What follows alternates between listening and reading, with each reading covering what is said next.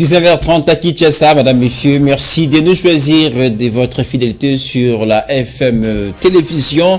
À suivre dans ce journal, l'audience de la première ministre accordée à madame Bintou Keïta. On en parlera essentiellement dans cette édition. Avant de placer un mot tout naturellement avec du sport, la Coupe d'Afrique des Nations 2025. Les tirages au sort des éliminatoires auront lieu évidemment le 4 juillet prochain, mais l'on connaît essentiellement les dates pour le coup d'envoi de cette Coupe d'Afrique des Nations. Vous avez les programmes, vous êtes sur FM Télévision, on n'attend plus rien, c'est votre journal.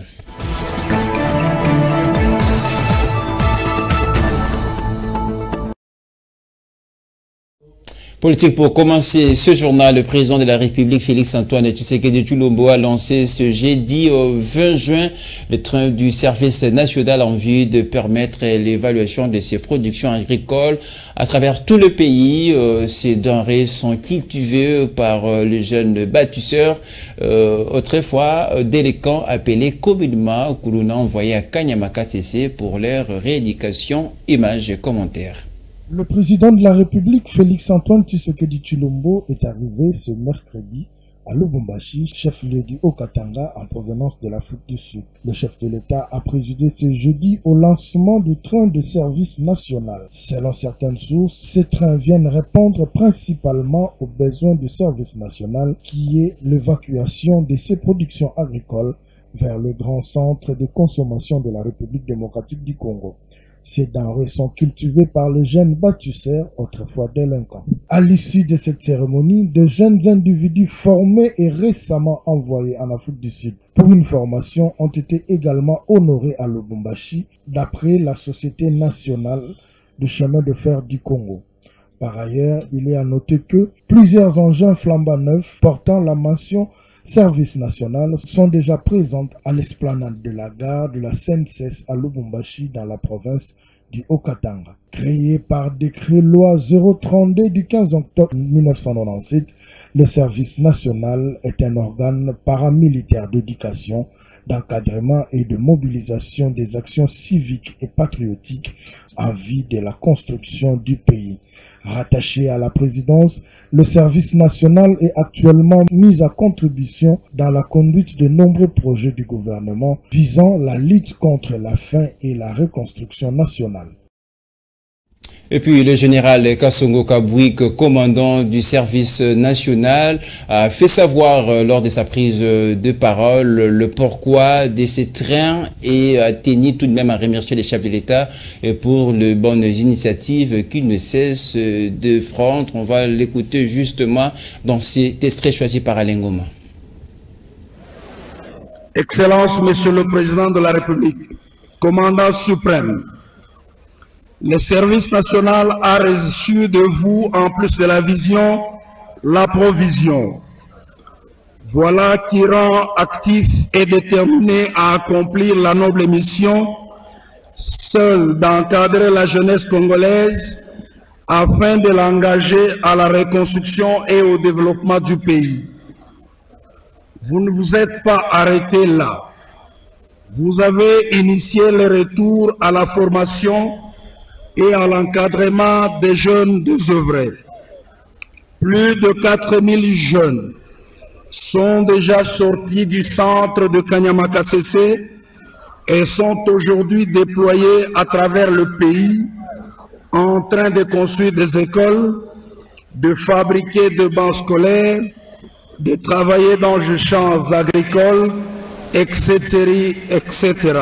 Pour produire, le service national était confronté à un épineux problème d'acheminement de matériel et équipements agricoles ainsi que des intrants agricoles vers des centres de production d'une part et d'autre part celui d'évacuation de la production vers différents centres de consommation.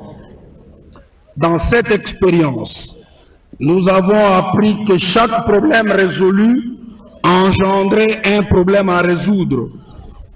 C'est ainsi que le service national, sous les ordres de votre suprême autorité, procède régulièrement à l'évaluation des actions posées dans le cadre de la mise en œuvre des instructions reçu de votre suprême autorité afin d'identifier de nouveaux problèmes à résoudre.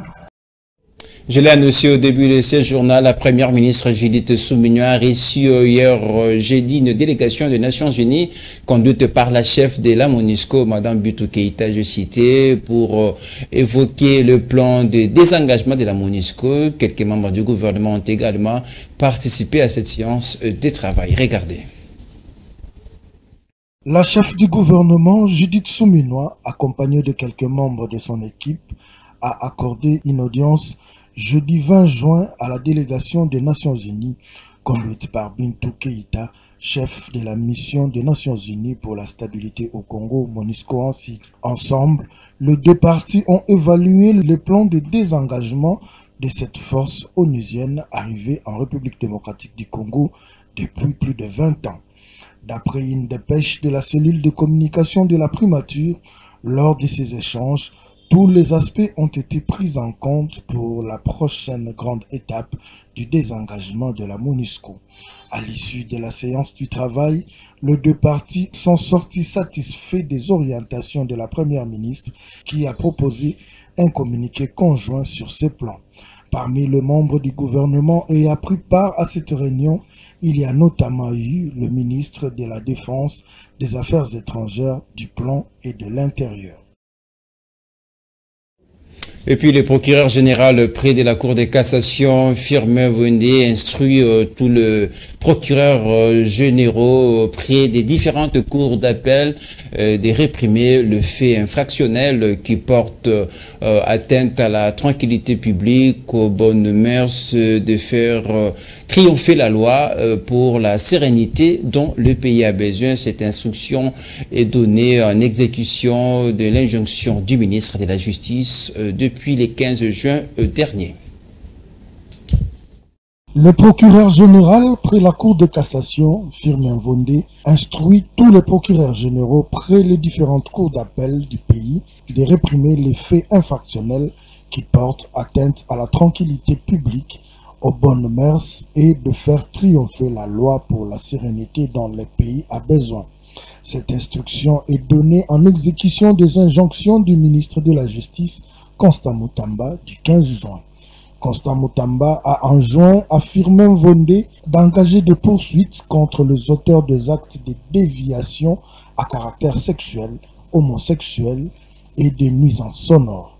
Ainsi, par sa lettre signée le 19 juin, le haut magistrat du parquet général ordonne à ses administrés de s'exécuter dans l'objectif d'une répression plus responsable. Il leur demande de commencer par des actes de sommation doublés au besoin d'une campagne de sensibilisation qui ne peuvent à l'avenir offrir de faux fuyants à ceux qui seraient pris la main dans le sac. Il les invite à agir avec sagesse et de lui faire rapport de l'exécution de cette instruction.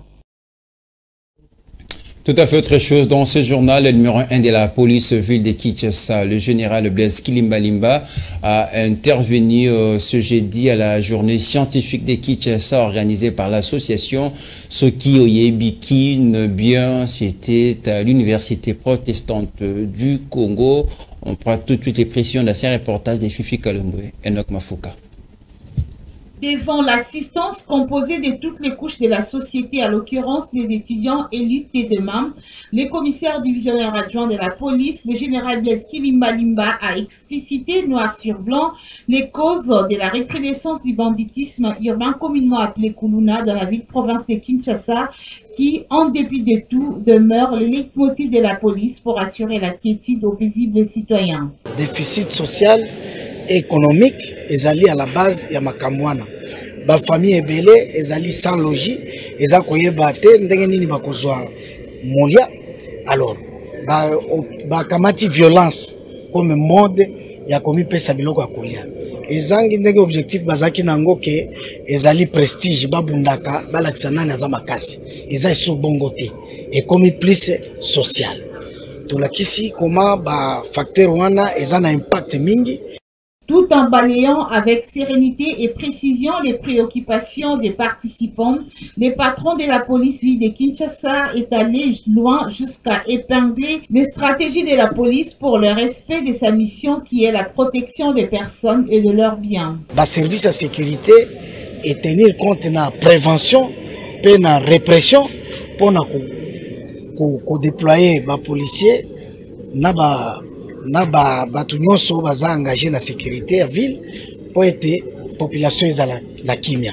Tout ça continuer jusqu'à ce que mutu yasuka akokota na isika na ye.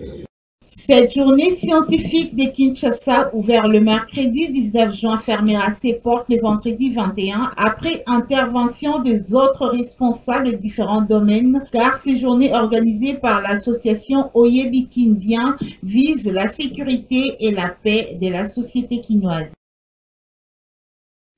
Allez, du sport avant de terminer.